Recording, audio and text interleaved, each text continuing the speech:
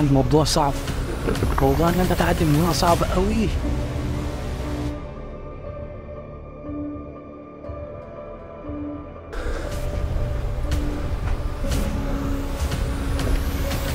واو.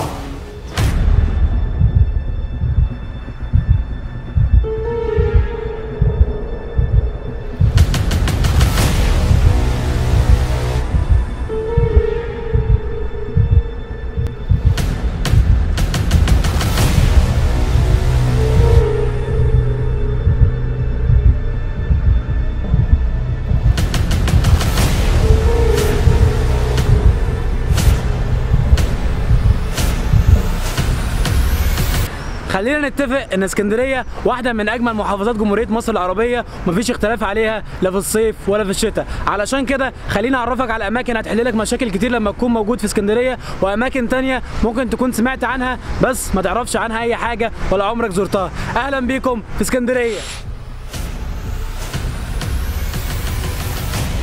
لو انت بتفكر تيجي اسكندريه او انت بالفعل موجود في اسكندريه، هتكون اول عقبه بالنسبه لك هنا هسكن فين وبكام. ودي كانت مشكله كبيره قوي بالنسبه لي، خاصه في الايام اللي هي بتاعت السيزون اللي كل الناس المصيفين بيبقوا موجودين هنا في البلد. ولكن المشكله دي انحلت خلاص تماما بعد اكتشافي للمكان ده. وده مكان موجود هنا في مصر وموجود في اكتر من 73 دولة حوالين العالم كله.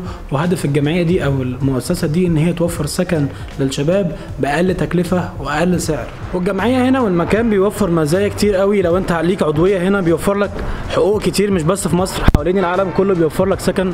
ومش شرط عشان تسكن في الهوستل ان انت يكون معاك اقامة او عضوية او حتى اشتراك. انت عادي جدا ممكن تيجي تقعد اي مدة انت عايز تقعدها بقيمة الاشتراك عادية جدا، 55 لحد 80 جنيه على حسب عدد السراير في المكان اللي انت هتقعد فيه. ممكن موضوع الهوستل ده ما يكونش مناسب لناس كتير. في ناس كتير بتفكر ازاي انا هكون تامن ل7 اشخاص موجودين في نفس الغرفه، هاكل وهشرب وهنام معاهم. فالموضوع ممكن يكون مقزز وغريب بالنسبه لناس كتير، انما الشخص عاوز يتعرف على ثقافات وناس مختلفه وجنسيات مختلفه الموضوع هيكون مناسب جدا ليه، خاصه ان سعر المكان 55 60 70 ما بتعديش ال 100 جنيه.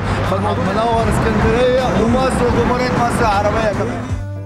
خلينا متفقين بمجرد ما تبدا تمشي في اسكندريه عينك مش هتشوف غير النظام المعماري والتصميم الجميل قوي. وده كان هدف من اهداف الاسكندر الاكبر، وهو بيصمم الاسكندريه على شكل رقعه الشطرنج. وكان من اهم اهداف الاسكندر من الاسكندريه هو التوسع الخارجي في التجاره البحريه، وبالفعل قدر يعمل كده وبقى يمر اكتر من 60% من واردات والصادرات اللي داخله مصر. ومن كتر السفن ما كانت بتعدي وصل الامر ان هم بداوا ياخدوا منهم كتب وبرديات مختلفه من مختلف الثقافات، وعلشان يحافظوا عليها ابتدى تكوين مكتبه الاسكندريه، اول مكتبه عامه في التاريخ واكبر مبنى ثقافي في العالم كله وقتها، مكتبه الاسكندريه. صرح عملاق مكون من 11 طابق بيضم تاريخ بلاد وثقافات عصور مختلفه.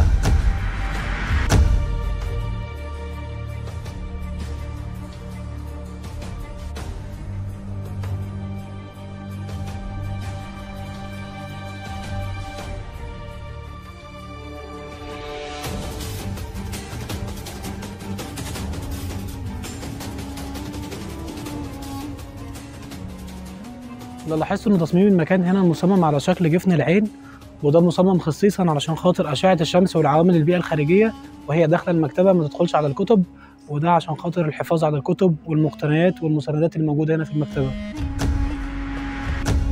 ومكتبة الإسكندرية مش مقتصرة على كونها مكان لحفظ الكتب والبرديات المهمة، المكتبة موجود فيها متحف آثار، موجود فيه أكتر من 1000 قطعة أثرية.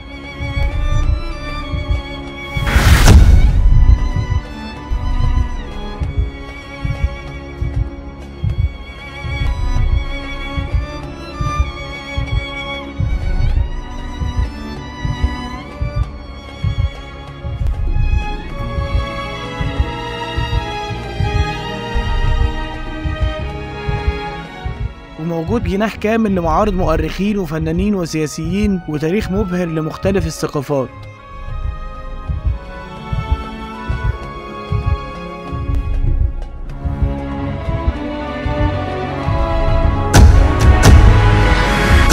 سمعت كلام كتير قوي عن الاسكندريه ان هي محافظه عايمه على اثار، جزء كبير من الاثار دي تم اكتشافه بالبحث والتنقيب، وجزء كبير تم اكتشافه بالصدفه. بس يعني ايه صدفه؟ كان يا مكان كان في مرة حمار ماشي في طريقه عادي خالص، فجأة الحمار تعثر ووقع في حفرة عمقها أكتر من 20 متر، وهم في محاولتهم إن هم يطلعوا الحمار ده فجأة اكتشفوا مقابر من قديم الأزل، وهي مقابر كوم الشقافة أو ما تسمى بسراديب الموتى.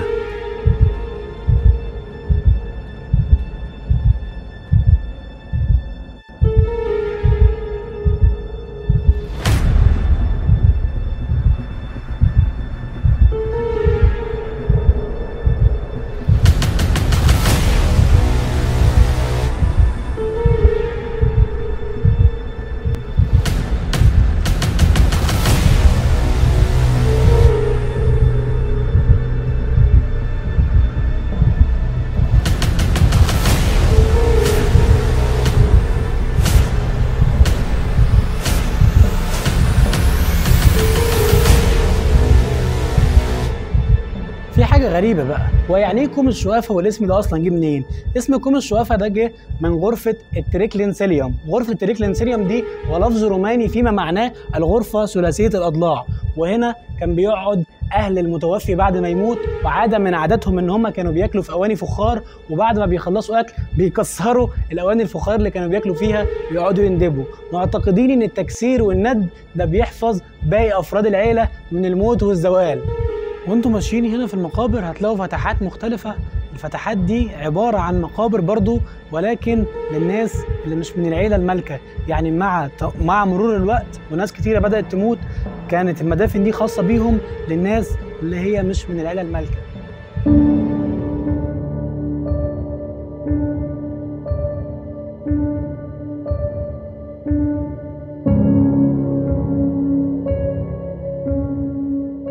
في خطوة صعبة بقى، المفروض ان المكان ده بيودينا جوه على التابوت او المدفن الرئيسي بتاع الملك اللي كان موجود هنا. اوبا، الدنيا حر قوي وانا بمشي حشرت بمشي على ركبي علشان ادخل جوه. يا جماعة الموضوع صعب، موضوع ان انت تعدي من هنا صعب قوي.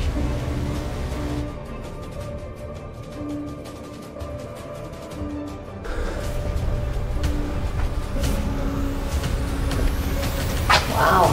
وكان الدفن يا جماعة لحد ما الملك بيوصل كان هنا كان بيمر بالمراحل دي.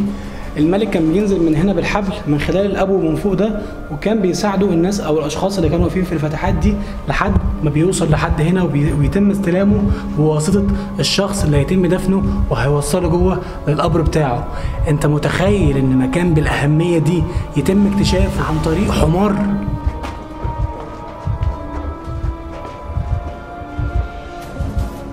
انا في الطابق الثالث تحت اخر دور خالص على عمق 20 متر. غالبا الدور ده او الطابق ده كان مدفون بسبب عوامل كتير، منها المياه الجوفيه. الاكسجين هنا قليل والنفس صعب، بس الموضوع ممتع تحت، وكل مكان بتشوفه بيخليك عاوز تخش وتشوف فيه ايه تاني.